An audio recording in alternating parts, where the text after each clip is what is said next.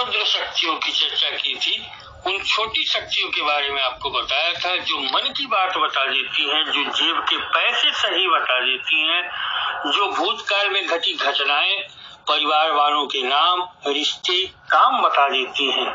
आज के वीडियो में हम आपको उन शक्तियों के बारे में बता रहे जो भूतकाल और वर्तमान समय की जानकारी देने के साथ ही भविष्य के बारे में भी सही बता देती है, अर्थात जिनकी गति भविष्य तक होती है या जो भविष्य में भी जा सकती है अथवा झांक सकती हैं। जो भी शक्तियां भविष्य में जा सकती हैं या जो भविष्य के बारे में सही बता सकती हैं, वह सभी शक्तियां दैवीय श्रेणी में आती हैं।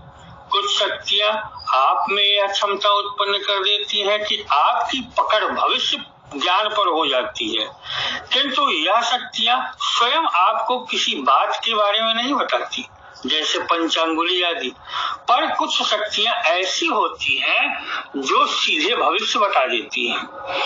उच्च स्तर की शक्तियां तो सीधे भविष्य दर्शन कराने लगती हैं। ध्यान दीजिए, अंतर है भविष्य जानने, भविष्य पढ़ने, भविष्य बताने और भविष्य दर्शन करने में बहुत बड़ा अंतर है।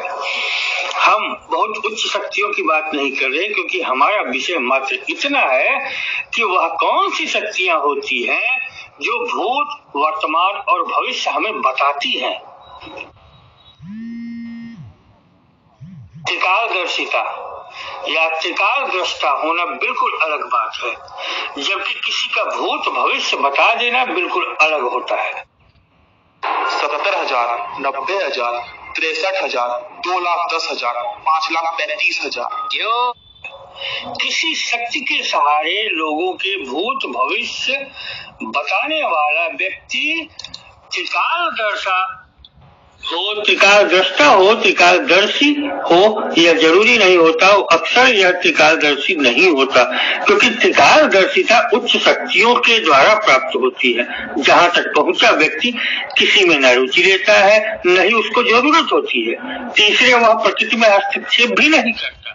किसी का भविष्य बताना प्राकृतिक नियमों में हस्तक्षेप होता है, क्योंकि व्यक्ति भविष्य जान उनमें परिवर्तन करना चाहता है। जो शक्तियाँ मनुष्य और देवताओं के बीच की स्थिति में होती हैं, वह सभी भूत, भविष्य और वर्तमान बता सकती हैं, किंतु इनमें यह क्षमता नहीं होती कि यह आपके चक्रों का जागरण कर आप में ही यह क्षमता उत्पन्न कर दे कि आप कभी भी, कहीं भी, किसी का भी भविष्य अथवा भूत दर्शन कर सके, भूत, भविष्य, वर्तमान देख सके। यह शक्तियां या तो आपके कान में स्पष्ट कहती हैं या आपके मन में कोई बात या उत्तर उत्पन्न करती है। यह आभासी शक्ति भी उत्पन्न करती हैं और कुछ अतीन्द्रिय क्षमताएं भी उत्पन्न कर देती हैं, जिससे व्यक्ति की पकड़ और समझ बढ़ जाती है। इन शक्तियों में बेताल, डाकिनी, योगिनी जैसी शक्तियां भी आती हैं और उच्च शक्तियों के अंग देवता या सहायक शक्तियां भी। यह सभी शक्तियां कहीं भी आ जा सकती हैं अथवा साधक के साथ रहती हैं। अतः इनका साधक चाहे मंदिर में हो या शक्तिपीठ में या श्मशान में, कहीं भी यह साथ रहकर भूत भविष्य बता सकती है। जैसी शक्ति जिसके साथ जुड़ी होती है, उसके अनुसार उससे उच्चतर दैवी शक्ति के मंदिर में या स्थान पर या आधार पर वह साधक अपना कार्य करता है अथवा निवास करता है। उसी उच्चतर शक्ति के नाम पर वह अपना काम करता है, जबकि मूल सहायता उस देवता की सहायक शक्ति द्वारा प्राप्त होती है जिसकी उसने सिद्धि की हो। आप लोगों ने बहुत से स्थानों पर देखा होगा कि कोई हनुमान मंदिर में अथवा हनुमान के स्थान पर, कोई किसी देवी के मंदिर में या कोई किसी देवता अथवा शिव आदि मंदिर में या इनके नाम पर यह कार्य कर रहा होता है। कोई किसी देवी देवता विशेष का चित्र अथवा मूर्ति अपने बैठने के स्थान के आसपास रखता है। कहीं न कहीं उस देवता से साधक की शक्ति का संबंध होता है, किंतु जरूरी नहीं कि जिस मंदिर या देवता के नाम पर वह काम कर रहा वही देवता उसे सिद्ध हो।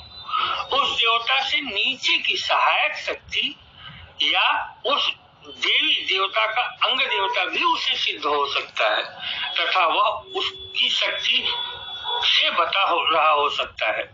बेताल, डाकिनी, योगिनी आदि तो स्वतंत्र शक्तियां हैं, किंतु अनेक ऐसी शक्तियां हैं जो किसी महाविद्या या महाशक्ति से संबंधित होती हैं, जिनकी साधना से भी भूत भविष्य कथन संभव होता है। इनकी शक्तियों के कई स्तर भी हो सकते हैं। एक ही शक्ति को सावर मंत्र से भी साधा जा सकता है और तंत्रोक्त या वैदिक मंत्र से भी, किंतु उस शक्ति के स्तर में इससे अंतर आ जाता है। आप तंत्रोक्त या वैदिक मंत्र से जिसकी साधना करते हैं उस शक्ति का उच्च स्तर आपको प्राप्त होता है, जबकि सावर मंत्र से साधना करने पर उसी शक्ति का आपको पृथ्वी स्तरीय स्तर प्राप्त होता है। शक्ति भले पृथ्वी स्तरीय स्तर में तात्कालिक रूप से कहीं अधिक हो जाए, किंतु पकड़ और क्षमता उच्च स्तरीय नहीं होती। शक्ति को बार बार ऊर्जा देने की आवश्यकता होगी। इसे इस तरह भी समझ सकते हैं कि बेताल योगिनी के दो स्तर होते हैं, उच्च और निम्न, जिनकी साधना क्रमशः तंत्रोक्त और सावर मंत्र से होती है। उच्च स्तर पर पृथ्वी से बाहर के भी रहस्य स्वयं बता देते हैं, किंतु निम्न स्तर पर यह वही जानकारी किसी अन्य से प्राप्त करके देंगे। इसी तरह डाकिनी के 3 स्तर होते हैं, निम्न स्तरीय, मध्यम स्तरीय और उच्च स्तरीय।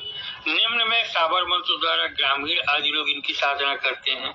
मध्यम स्तर पर डाकिनी एक स्वतंत्र स्थायी शक्ति के रूप में पृथ्वी पर विचरण करने वाली शक्ति होती है, जो कभी कभी तो मानवीय रूप से मनुष्य से विवाह तक कर लेती है। इसकी साधना केवल उच्च स्तरीय कापालिक, तांत्रिक, अघोरी आदि ही कर पाते हैं, क्योंकि शक्ति भी अधिक होती है और यह खतरनाक भी होती है।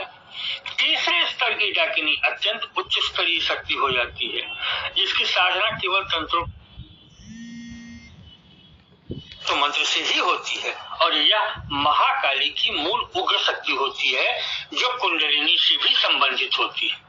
इसकी सिद्धि का मतलब महाकाली की शक्ति की सिद्धि, और तब यह ब्रह्मांडीय शक्ति होती है, जिसके लिए कुछ भी असंभव नहीं होता। इसी तरह अन्य सहायक शक्तियों, अंग देवताओं के भी ऊर्जा स्तर होते हैं। एक ही शक्ति के भिन्न मंत्र और पद्धति से आपको उसके भिन्न स्तर की सिद्धि होती है, और उनसे प्राप्त ज्ञान भी भिन्न स्तर का अथवा एक निश्चित सीमा का प्राप्त होता है। यह सभी भूतकाल, वर्तमान काल के साथ ही भविष्य भी बता देती है। शास्त्रों किताबों के अनुसार तो इनकी साधना कोई भी कर सकता है और इनकी सिद्धि कुछ महीनों में हो जानी चाहिए, किंतु ऐसा सामान्यतः होता नहीं। इनकी सिद्धि के लिए तकनीकी दक्ष और सुरक्षा करने में सक्षम गुरु की आवश्यकता होती है, जो खतरे से भी बचा सके और साधक जब भटके तो उसे रास्ता दिखा सके और निकाल सके। यह शक्तियां साधक का पतन भी करा सकती है और उसे कभी गंभीर खतरा भी दे सकती है। साधना में गलती को यह कभी बर्दाश्त नहीं करती, फिर चाहे आप माँ माने या पिता माने।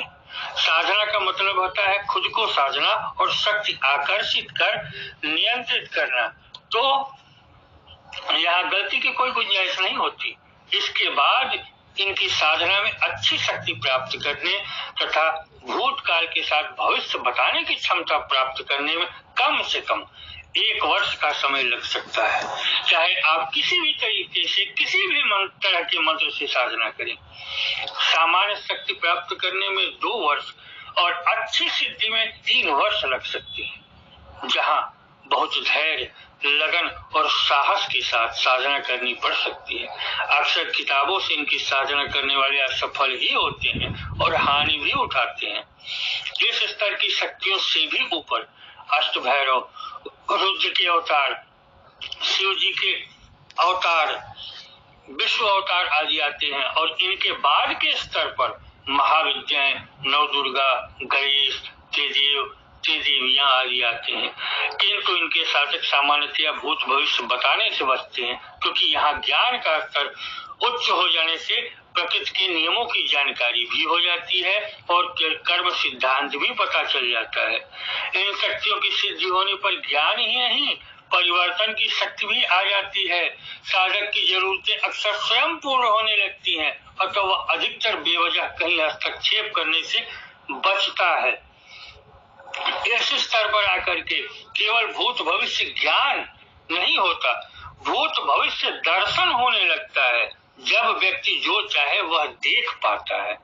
इस वीडियो में हमने उन शक्तियों के बारे में आपको बताने का प्रयास किया है जो आपको भूत भविष्य वर्तमान बताती हैं। अगले वीडियो में हम उन शक्तियों के बारे में आपको बताएंगे जो आपको भूत भविष्य वर्तमान दिखा देती हैं, दर्शन करा देती हैं। अभी जो हमने इस वीडियो में बताया वह दर्शन नहीं कराती, वह बताती है। दर्शन कराने की शक्ति बहुत उच्च होती है, तो जो शक्तियां दर्शन कराती हैं, दिखाती हैं, अर्थात आप में त्रिकाल ज्ञान की शक्ति उत्पन्न करती है, आप में अतीन्द्रिय क्षमता ला देती है, आपका आज्ञा चक्र या तृतीय नेत्र जागृत कर देती हैं, वह शक्तियां उच्च स्तर की होती हैं। उनके बारे में हम आपको